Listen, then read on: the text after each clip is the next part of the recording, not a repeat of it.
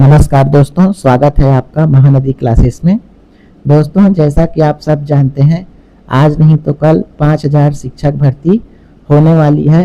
तो आइए इसी के तारतम्य में आज से हम यहाँ शिक्षक भर्ती की तैयारी करने वाले हैं। दोस्तों, किसी भी एग्ज़ाम की तैयारी के लिए आपकी जो लर्निंग स्ट्रेटजी होनी चाहिए वो इन 5 स्टेप्स में होनी चाहिए।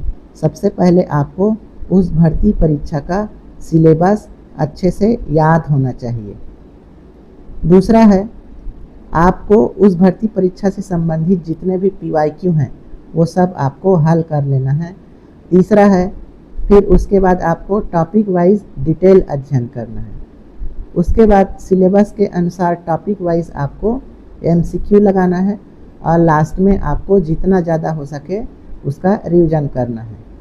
तो इसी के आधार पर हम आगे शिक्षक भर्ती की भी तैयारी स्टेप बाय स्टेप करने वाले हैं। सबसे पहले हम PYQ हल करेंगे, क्योंकि PYQ और सिलेबस से 20 से 25% तैयारी इन दोनों चीज़ से ही हो जाती है। इस वीडियो में हम देखेंगे 2023 में हुए छत्तीसगढ़ सहायक शिक्षक भर्ती के 30 प्रश्न बाल विकास एवं शिक्षा शास्त्र से। सबसे पहला प्रश्न है, निम्नलिखित में से कौन सी अच्छे समायोजन की विशेषता नहीं है। यानी हमको इसमें क्या देखना है, अच्छे समायोजन की विशेषता नहीं है। पहला है, अच्छे समायोजन में व्यक्ति को अपनी योग्यताओं और सीमाओं का ज्ञान होता है। तो ये बिल्कुल सही है, क्योंकि अच्छा समायोजन वही होगा जिसमें व्यक्ति को अपनी योग्यताओं और सीमाओं का ज्ञान हो। बी है, इनमें आकांक्षा का स्तर अति उच्च होता है।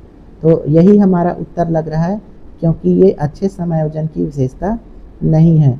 जहाँ भी अति आ जाए तो अति हमेशा गलत होता है। सी है, इसमें व्यक्ति के मानसिक विचारों में कोई टकराव नहीं होता। तो ये भी बिल्कुल सही है, क्योंकि अच्छे समायोजन में व्यक्ति के विचारों में टकराव कभी नहीं होता है। और डी है, अच्छे समायोजन में व्यक्ति का अपने व्यवहार और इच्छाओं पर नियंत्रण होता है। तो व्यवहार और इच्छाओं पर व्यक्ति का नियंत्रण होगा, तभी व्यक्तियों के बीच में समायोजन हो पाएगा। तो इसमें जो हमारा आंसर है वो है बी, क्योंकि इसमें कौन सी विशेषता नहीं है पूछा है। तो अति उच्च आकांक्षा स्तर ये अच्छे समायोजन की विशेषता नहीं है। अब हम आगे बढ़ते हैं दूसरे प्रश्न की ओर। दूसरा प्रश्न है, व्यक्तिगत विभिन्नता का सिद्धांत बताता है कि उपयुक्त के संबंध में सर्वाधिक उपयुक्त विकल्प का चुनाव करें। यानी इसमें आपको इंडिविजुअल डिफरेंस यानी व्यक्तिगत विभिन्नता के संबंध में उपयुक्त कथन को बताना है। पहला है, प्रत्येक व्यक्ति में विकास के संदर्भ में भिन्नताएं होती है। तो ये बिल्कुल सही है, हर व्यक्ति का विकास अलग अलग होता है। बी है, प्रत्येक व्यक्ति में वृद्धि के संदर्भ में विभिन्नताएं होती है। तो ये भी सही है, क्योंकि हर व्यक्ति में वृद्धि अलग अलग तरीके से होती है। सी है, प्रत्येक व्यक्ति में वृद्धि और विकास के संदर्भ में समानताएं होती है। तो ये गलत है, क्योंकि हम पढ़ रहे हैं विभिन्नता के बारे में और यहाँ बताया गया है समानता। तो ये तो गलत है ना। अगला डी है, प्रत्येक व्यक्ति में वृद्धि और विकास के संदर्भ में विभिन्नताएं होती है। तो ये डी ऑप्शन सही है इसका, क्योंकि ये चारों कथन हैं, इसमें ये ए और बी यानी विकास और वृद्धि ये दोनों किस में आ गए, डी में आ गए। तो सबसे उपयुक्त कथन है डी, यानी डी हमारा उत्तर है। तीसरे प्रश्न की ओर बढ़ते हैं।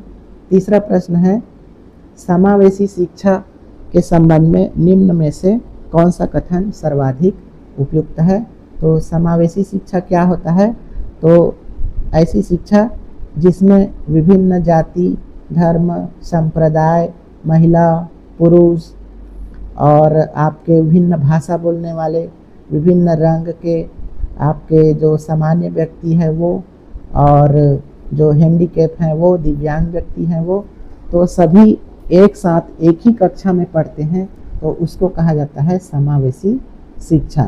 तो इसके संबंध में हमको उपयुक्त कथन को छांटना है। यहाँ पर ए है, बहुकक्षा व्यवस्था में शिक्षा उपलब्ध कराती है। तो ये तो गलत है, क्योंकि बहुकक्षा व्यवस्था नहीं कराती है। एक कक्षा में विविधता लाती है, बहुकक्षा नहीं होती, तो ये तो गलत हो गया। ग्रामीण क्षेत्रों में शिक्षकों को प्राथमिकता, तो ये भी समावेशी शिक्षा नहीं है। आर्थिक रूप से पिछड़े वर्ग को शैक्षिक अवसर उपलब्ध कराती है, ये भी नहीं है। डी है कक्षा में विविधता को संबोधित करती है, तो ये हमारा आंसर है। आगे बढ़ते हैं। एक शिक्षिका अपने विद्यार्थियों को समूह में बांटती है और समूह चर्चा, समूह परियोजना, समूह कार्य जैसी गतिविधियां संचालित करती है। सीखने सिखाने की यह प्रक्रिया किस ओर इंगित करती है? तो एक टीचर है जो अपने विद्यार्थियों को ग्रुप में डिवाइड करती है और उनसे ग्रुप डिस्कशन कराती है, ग्रुप में उनको प्रोजेक्ट देती है और उनसे ग्रुप वर्क कराती है। तो यह किस ओर इशारा करता है? ए है आनंदपूर्ण सीखना, हो सकता है ये। बी है समावेशी शिक्षा, तो ये तो नहीं लग रहा है क्योंकि यहाँ ग्रुप की चर्चा की गई है। सी है प्रतियोगिता आधारित शिक्षा, तो ये भी नहीं हो सकता। डी है सामाजिक गतिविधियों से सीखना। तो देखिए सबको क्या है, ग्रुप में, और ग्रुप मतलब समाज, और सबको क्या करा रही है, यहाँ पे गतिविधि संचालित करा रही है। तो इसका आंसर हो जाएगा डी, यानी सामाजिक गतिविधियों से सीखना। प्रश्न 5वां है, निम्नलिखित में से कौन सी समाजीकरण करने की प्रमुख अभिकरण या एजेंसी? पहला है समुदाय, दूसरा कुछ सामाजिक समूह, तीसरा औपचारिक शैक्षणिक संस्थाएं और चौथा है परिवार। तो समाजीकरण की एजेंसी क्या होती है? तो वे संस्थाएं या समूह जो व्यक्ति को सामाजिक मूल्य, मापदंड, व्यवहार और संस्कृति आदि सिखाती है। तो ऐसी संस्थाएं, एक तो समुदाय हो सकती है यानी कम्युनिटी, अपने अपने समुदाय में रहकर व्यक्ति क्या सीखता है, अपने रीति रिवाज, अपने सामाजिक मूल्य, व्यवहार आदि सीखता है। तो पहला तो है। दूसरा है कुछ सामाजिक समूह, यानी सोशल ग्रुप होते हैं, जैसे कि आपके दोस्तों का ग्रुप हो गया, पड़ोसी हो गए, ये क्या है, हमारे सामाजिक समूह हैं। तो ये भी क्या है, समाजीकरण की एजेंसी है। तीसरा है औपचारिक शैक्षणिक संस्थाएं, इसमें आ जाएगा हमारे स्कूल कॉलेज वगैरह। तो वहाँ भी हम क्या सीखते हैं, समाजीकरण सीखते हैं, यानी अपने टीचर के साथ, अपने दोस्त होते हैं उनके साथ कक्षा में एक दूसरे से मेल जोल करके हम समाजीकरण सीखते हैं, व्यवहार सीखते हैं, मूल्य सीखते हैं। तो तीसरा भी है। और चौथा है परिवार, तो परिवार में रहकर भी हम क्या सीखते हैं, समाजीकरण सीखते हैं। तो ये चारों हमारा आ जाएगा, ऑप्शन सी इसका सही है। तो 5वें का आंसर है ऑप्शन सी। अगला प्रश्न है 6वां, शिक्षा का अधिकार अधिनियम 2009 के अनुसार एक विशेष कक्षा में बच्चे का नामांकन किसके आधार पर प्रस्तावित किया गया है? यानी बच्चे को एडमिशन किस आधार पे लिया जाता है, ये हमको बताना है। ए है बच्चे की सामाजिक आर्थिक स्थिति, तो अमीर गरीब देखकर तो हम भर्ती नहीं लेते हैं स्कूल में, तो ए गलत हो जाएगा। बी है बच्चे की आयु, तो ये बिल्कुल सही है बी। सी है माता पिता की शिक्षा, तो अनपढ़ व्यक्ति के बच्चे को हम भर्ती नहीं लेते हैं, ऐसा तो है नहीं, है ना। और डी है बच्चे की क्षमता के आधार पर भी हम भर्ती नहीं लेते हैं, कि मान लो बच्चा अच्छा जानता है तो भी उसको भर्ती लीजिए और बच्चा कमज़ोर है तो उसको भर्ती मत लीजिए, तो ऐसा भी नहीं। तो इसका आंसर हो जाएगा बी, यानी हम बच्चे की आयु के अनुसार उसको प्रवेश लेते हैं, यानी 6 साल में हम उसको पहली कक्षा में भर्ती करते हैं। तो इसका आंसर हो जाएगा बी। नेक्स्ट प्रश्न है प्रभाविता का नियम निम्नलिखित में से सीखने के सिद्धांत का प्रतिफल है, यानी प्रभाविता का नियम इनमें से किस सीखने के सिद्धांत का प्रतिफल है? तो इसका हो जाएगा, पहला है उद्दीपन अनुक्रिया सिद्धांत, यानी स्टिमुलस रिस्पांस थ्योरी। बी है अधिगम का सूझ का सिद्धांत।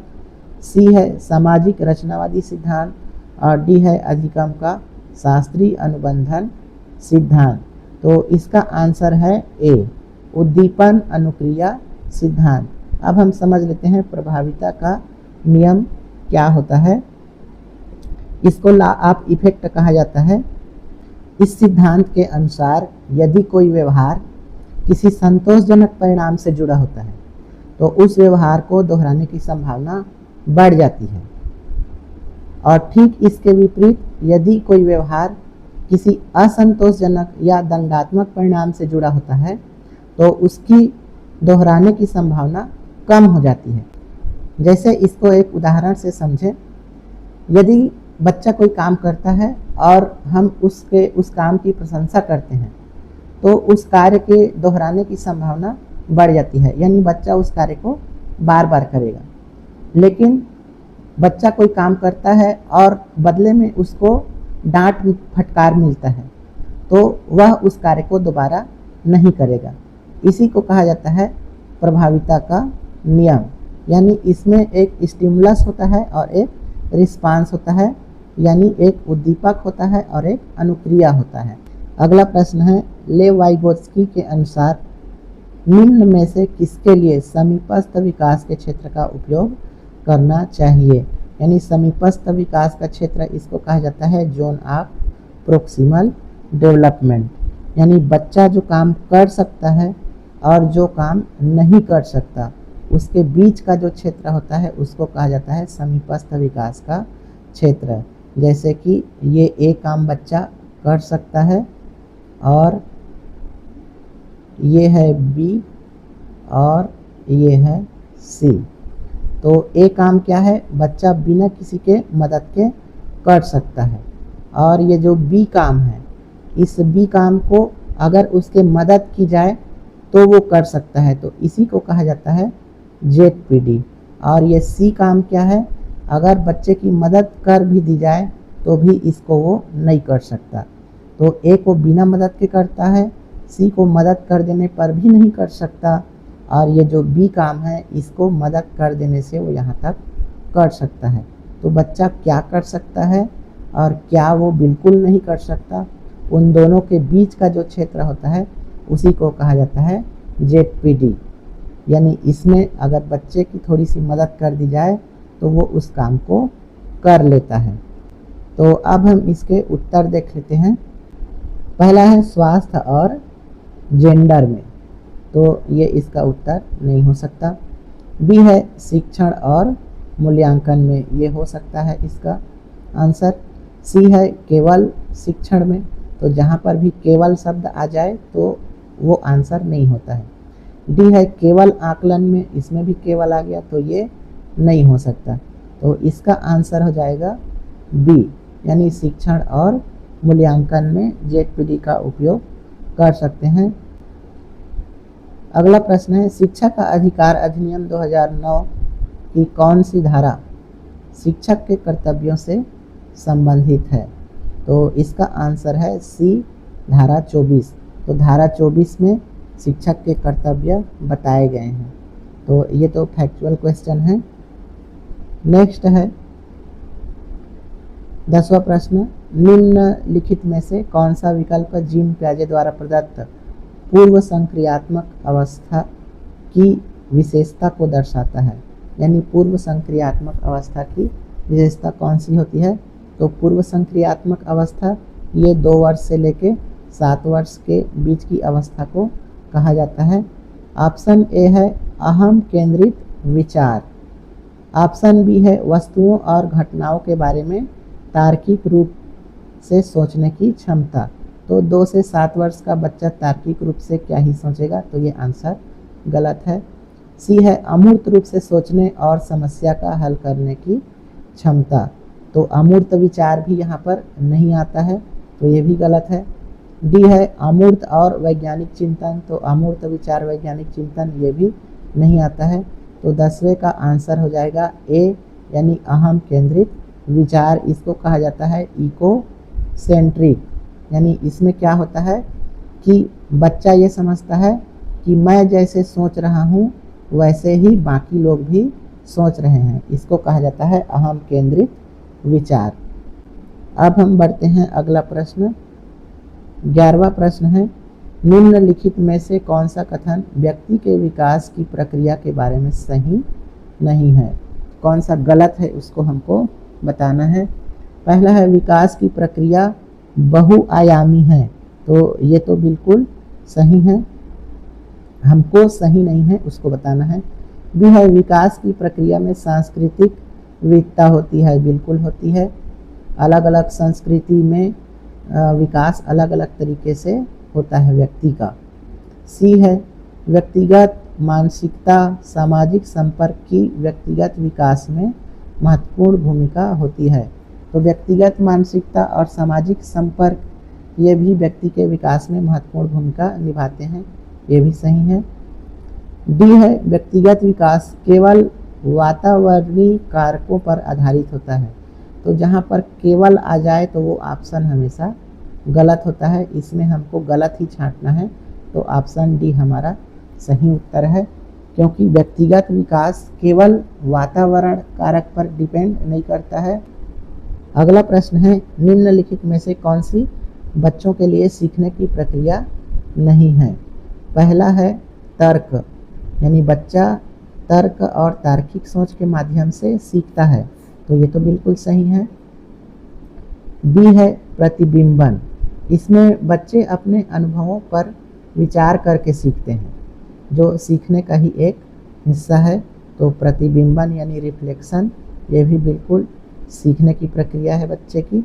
सी है कल्पना यानी इमेजिनेशन, तो बच्चा जो है रचनात्मक कल्पनाएं वगैरह करता है और सीखता है, तो ये भी सही है।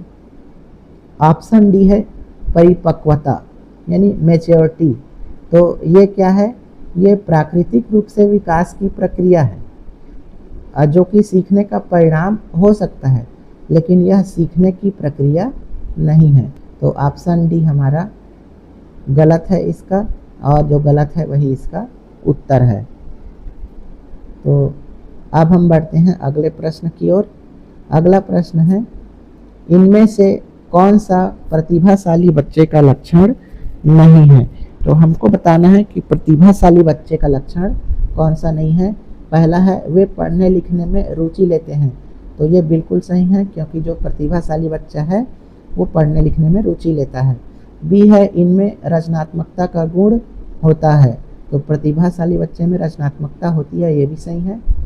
सी है वे मौलिक चिंतन नहीं करते हैं, तो ये गलत है, क्योंकि जो बच्चा प्रतिभाशाली है वो मौलिक चिंतन करेगा। डी है वे अपना गृह कार्य शीघ्रता से कर लेते हैं, तो प्रतिभाशाली बच्चा अपना गृह कार्य जल्द ही पूर्ण कर लेता है, तो इसका जो ऑप्शन सी ये सही उत्तर हो जाएगा, क्योंकि ये प्रतिभाशाली बच्चे का लक्षण नहीं है। अगला प्रश्न है रचनावादी दृष्टिकोण के अनुसार इनमें से कौन सा ज्ञान निर्माण के लिए महत्वपूर्ण है, तो पहला है अनुकूलन, दूसरा है सूझ, तीसरा है शिक्षार्थी का पूर्व ज्ञान, और चौथा है रटकर याद करना। तो रचनावादी दृष्टिकोण क्या होता है इसको हम समझ लेते हैं। रचनावादी दृष्टिकोण के अनुसार ज्ञान का निर्माण एक सक्रिय व्यक्तिगत और सामाजिक प्रक्रिया होती है, यानी ज्ञान का निर्माण क्या होता है, सक्रिय होता है, व्यक्तिगत होता है और सामाजिक प्रक्रिया होती है, जिसमें व्यक्ति अपने अनुभवों और पूर्व ज्ञान एवं सामाजिक संदर्भ के आधार पर अपनी समझ का निर्माण करता है। तो किसके आधार पर वो अपने ज्ञान का निर्माण करता है, वो अपने पूर्व ज्ञान, अपने अनुभव और सामाजिक संदर्भ के आधार पर ज्ञान का निर्माण करता है। तो इसमें आ जाएगा ऑप्शन सी, यानी शिक्षार्थी का पूर्व ज्ञान। तो रचनावादी दृष्टिकोण के अनुसार ज्ञान का निर्माण शिक्षार्थी के पूर्व ज्ञान पर आधारित होता है, तो सी इसका सही उत्तर हो जाएगा। अगला प्रश्न है निम्नलिखित में से किस प्रश्न के द्वारा सृजनात्मक चिंतन को सर्वाधिक अच्छे ढंग से अनुमानित किया जा सकता है। ए है इसे कौन बता सकता है, हमको इसमें बताना है सृजनात्मक चिंतन किस प्रश्न में आएगा। तो पहला है इसे कौन बता सकता है, तो इसमें तो कोई सृजनात्मकता नहीं है, यानी बच्चा जिसको पता रहेगा वो हाथ खड़े कर देगा, ठीक है। बी है सही उत्तर बताएं, तो ये भी ऑब्जेक्टिव वाला हो गया। सी है क्या आप इसका उत्तर बता सकते हैं, तो ये भी क्या है, पता रहेगा तो हाँ बोल देगा, नहीं पता रहेगा तो नहीं बोल देगा। इसमें भी कोई सृजनात्मक चिंतन जैसी बात ही नहीं है। डी है इसे कितने अलग अलग तरीकों से हल किया जा सकता है, तो ये प्रश्न जो है ये सृजनात्मक चिंतन का है। अब इसमें क्या है, कितने अलग अलग तरीके से हल किया जा सकता है, तो इसमें बच्चा फिर सोचने लगेगा अलग अलग तरीके, यानी वो चिंतन करने लगेगा। तो ऑप्शन डी इसका सही हो जाएगा। अगला प्रश्न है जीन पियाजे के अनुसार विकास की किस अवस्था में बच्चे वैज्ञानिक चिंतन करना शुरू कर देते हैं, तो इसका आंसर हो जाएगा डी औपचारिक सक्रियात्मक अवस्था, यानी अमूर्त सक्रियात्मक अवस्था। इसके अन्य ऑप्शन भी देख लेते हैं। पहला है संवेदी पेशी अवस्था, यानी इसमें तो बच्चा बहुत छोटा रहता है, संवेदी पेशी में मुश्किल से वो अपना उंगली वगैरह हाथ पांव संभाल पाता है, तो इसमें तो वैज्ञानिक चिंतन करेगा ही नहीं, तो ये गलत हो जाएगा। बी है पूर्व संक्रियात्मक अवस्था, यानी 2 से 7 वर्ष के बीच की अवस्था, तो इसमें भी वह वैज्ञानिक चिंतन नहीं करता है। तीसरा है मूर्त संक्रियात्मक अवस्था, इसमें बच्चा जो है जो चीज़ें देखता है उसी चीज़ के बारे में सोच पाता है, तो इसमें भी क्या है वो वैज्ञानिक चिंतन नहीं करेगा। डी है औपचारिक संक्रियात्मक अवस्था, यानी अमूर्त संक्रियात्मक अवस्था, तो अब बच्चा जो है अमूर्त चीज़ें, यानी जो उसके सामने भी नहीं है उसके बारे में सोच पा रहा है, तो इसमें जो है वैज्ञानिक चिंतन शुरू कर देता है, तो ऑप्शन डी इसका सही उत्तर है। नेक्स्ट प्रश्न है विचार मंथन विधि के प्रयोग से शिक्षक बच्चे में निम्नलिखित में से किसका विकास करता है, तो विचार मंथन के द्वारा पहला बुद्धि का विकास नहीं करता है, अनुभूति नहीं करता है, रचनात्मकता यही इसका सही उत्तर है, क्योंकि विचार मंथन करने से क्या होता है बच्चे की क्रिएटिविटी बढ़ती है, यानी रचनात्मकता आती है, तो सी उसका सही उत्तर हो जाएगा। और डी है स्मृति, तो ये तो गलत ही है। अगला हम देखते हैं रीता अपनी कक्षा में सीखने के लिए आकलन और सीखने का आकलन, इसको आपको ध्यान रखना है। यहाँ पर क्या बोला गया है, सीखने के लिए आकलन और सीखने का आकलन दोनों का प्रयोग करती है। ए है बच्चे की प्रगति और उपलब्धि स्तर को जानने के लिए, बी बच्चे का उपलब्धि स्तर जानने के लिए, सी बच्चे की प्रगति जानने के लिए, और डी एक निश्चित अवधि के बाद बच्चों के प्रदर्शन का आकलन करने के लिए। तो इसमें ऑप्शन ए इसका सही हो जाएगा। अब हम समझ लेते हैं सीखने के लिए आकलन यानी असेसमेंट फॉर लर्निंग, और सीखने का आकलन यानी असेसमेंट ऑफ लर्निंग क्या होता है। तो सीखने के लिए आकलन ये होता है जब हम पढ़ाते पढ़ाते बीच में कोई प्रश्न पूछ लेते हैं कि बच्चे को समझ में आया है कि नहीं अभी तक जो पढ़ाए हैं, तो उसको कहा जाता है सीखने के लिए आकलन। तो हम प्रश्न पूछते हैं तो इससे हमको पता चल जाता है कि बच्चे के समझ में आया है या नहीं। अगर समझ में नहीं आया है तो हम फिर से उसको दोबारा बताते हैं। तो ये हो गया सीखने के लिए आकलन। हम उसका आकलन इसलिए कर रहे हैं ताकि हमको पता चले कि वो सीखा है कि नहीं। तो ये हो गया सीखने के लिए आकलन। तो इसमें क्या है बच्चे की प्रगति हम चेक करते रहते हैं बीच बीच में, ठीक है। तो ये सीखने के लिए आकलन हो गया। अब है सीखने का आकलन। सीखने का आकलन क्या होता है कि साल भर हमने जो पढ़ाया उसका लास्ट में हम एक एग्ज़ाम लेकर के चेक कर लेते हैं, उसको बोला जाता है सीखने का आकलन यानी असेसमेंट ऑफ लर्निंग। जितना हमने साल भर सिखाया उसका हम आकलन करते हैं तो उसको बोलते हैं सीखने का आकलन। यानी बच्चे ने साल भर में कितना सीखा है, उसकी उपलब्धि का स्तर क्या है, उसको जानने के लिए हम सीखने का आकलन करते हैं। तो ये आपने समझ लिया सीखने के लिए आकलन यानी पढ़ाते पढ़ाते हम उससे पूछ लेते हैं कि अभी तक जो पढ़ाया वो समझ में आया कि नहीं। और सीखने का आकलन साल भर की उसकी उपलब्धि को जांचने के लिए। तो ये हो गए ए इसका उत्तर। नेक्स्ट देखते हैं, पूर्व अनुभव के आधार पर संवेदना को अर्थ प्रदान करना कहलाता है। तो संवेदना को अर्थ प्रदान करना कहलाता है प्रत्यक्ष ज्ञान। तो ऑप्शन डी इसका सही हो जाएगा। ये आप फैक्चुअल प्रश्न है, इसको याद रखेंगे। नेक्स्ट है,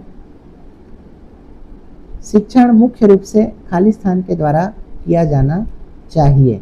पहला है कुशल एवं प्रशिक्षित शिक्षक के द्वारा, बी है अप्रशिक्षित शिक्षक के द्वारा, सी अनुभवी शिक्षक के द्वारा, डी है युवा प्रतिभाशाली शिक्षक के द्वारा। तो इसमें देखिए युवा प्रतिभाशाली शिक्षक ही पढ़ाए ऐसा तो जरूरी नहीं है, ठीक है। अनुभवी शिक्षक ही पढ़ाए ऐसा भी जरूरी नहीं है। अप्रशिक्षित शिक्षक पढ़ाए ये तो बिल्कुल जरूरी नहीं है, क्योंकि जो ट्रेन नहीं है वो क्या ही पढ़ाएगा, ठीक है। तो ऑप्शन ए इसका सही है, कुशल एवं प्रशिक्षित शिक्षक ही पढ़ाना चाहिए। इसी कारण से हमको क्या दिया जाता है, ट्रेनिंग दी जाती है बीच बीच में और प्रशिक्षित किया जाता है। बीएड किस लिए करते हैं, प्रशिक्षण के लिए ही करते हैं, है ना। उसके बाद हमको और ट्रेनिंग दी जाती है। तो कुशल एवं प्रशिक्षित शिक्षक के द्वारा ही मुख्य रूप से शिक्षण कार्य किया जाना चाहिए। अगला प्रश्न देखते हैं, शिक्षा नीति 2020 के अनुसार बच्चे के मस्तिष्क के कितने प्रतिशत का विकास 6 वर्ष की आयु के पूर्व हो जाता है। तो अगर आपने राष्ट्रीय शिक्षा नीति 2020 पढ़ा है तो उसमें ये फैक्ट आया है, उसमें बताया गया है कि बच्चे का 85% से अधिक मस्तिष्क का विकास 6 वर्ष की आयु के पूर्व हो जाता है। तो ऑप्शन ए इसका सही है, इसको आपको याद रखना है। अगला प्रश्न है, शिक्षा से मेरा अभिप्राय बच्चे और मनुष्य के शरीर, मन और आत्मा के सर्वोन्मुखी विकास से है। यह कथन किसका है? ए स्वामी दयानंद सरस्वती, बी स्वामी विवेकानंद, सी टीपी नंद और डी महात्मा गांधी। तो इसका आंसर है महात्मा गांधी। तो ये आपको याद रखना है।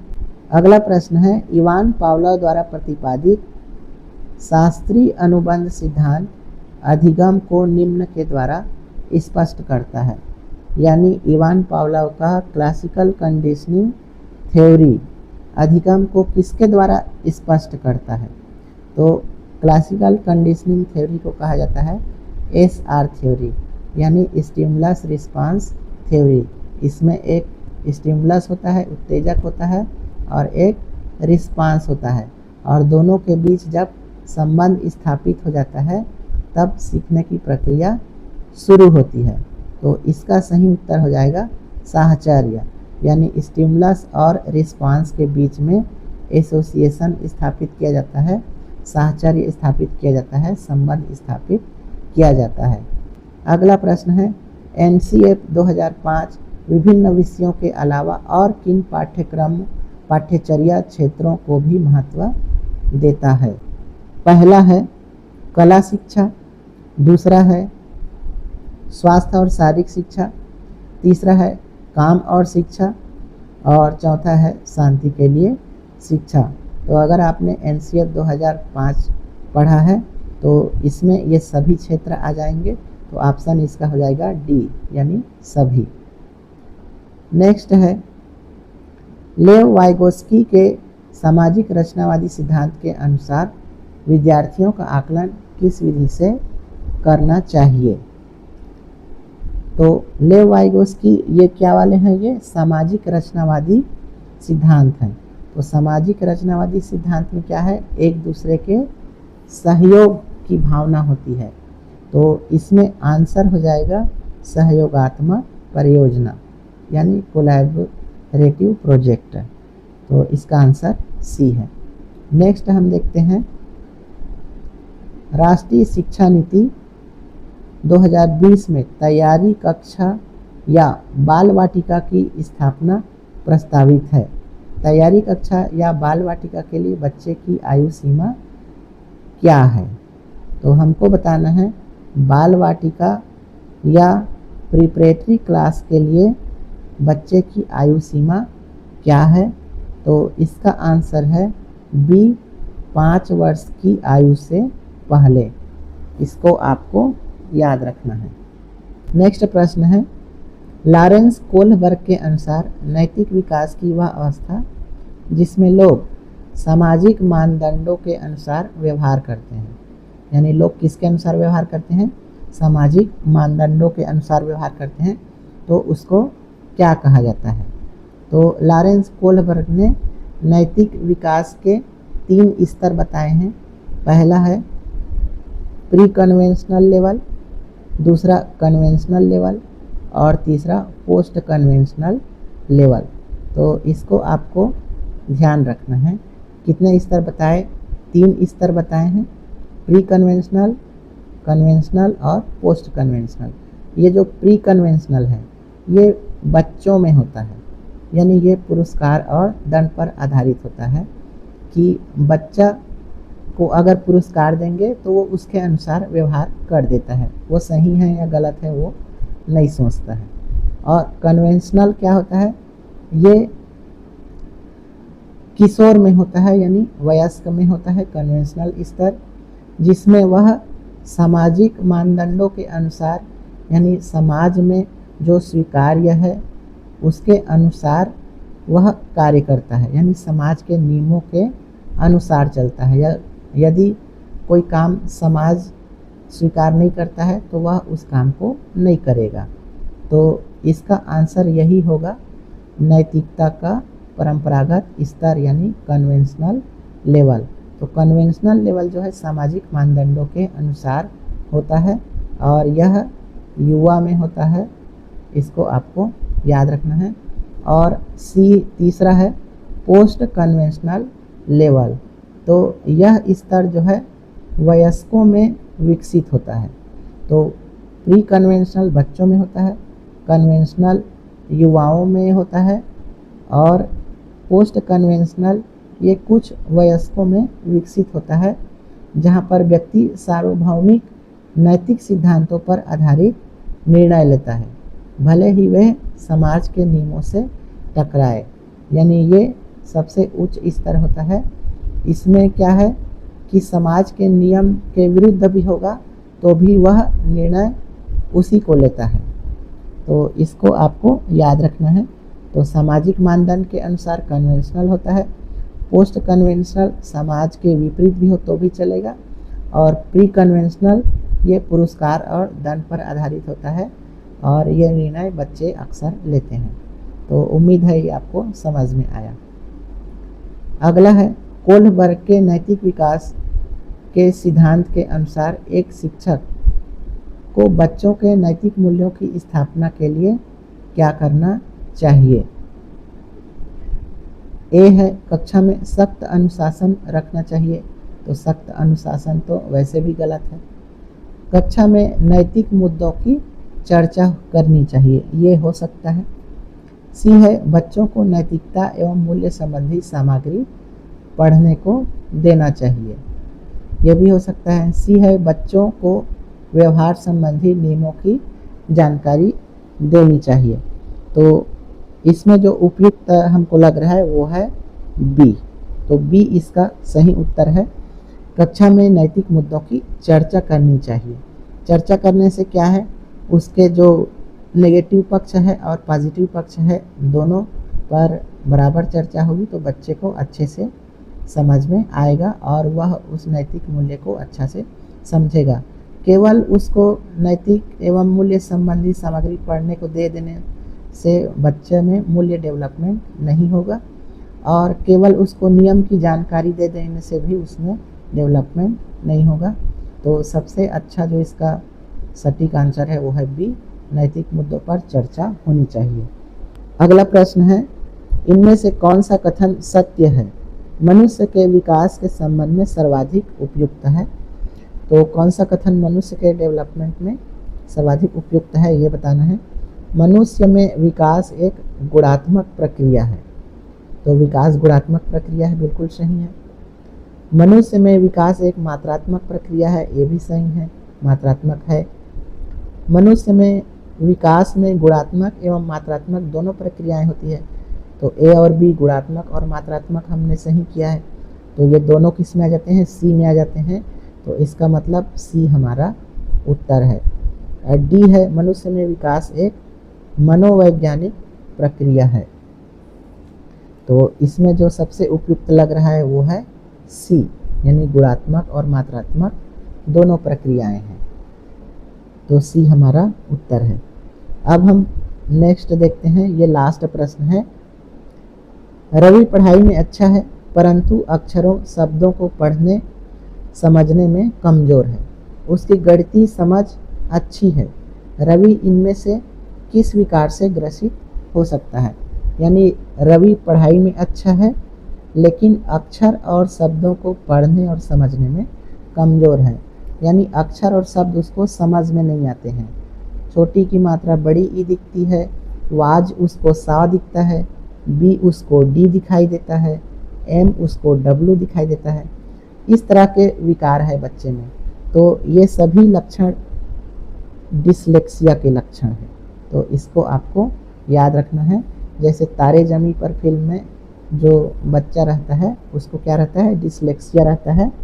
उसके आगे पीछे शब्द घूमते रहते हैं, उसको समझ में नहीं आता है। तो ये सारे लक्षण किसके हैं, डिसलेक्सिया के हैं, ऑप्शन सी।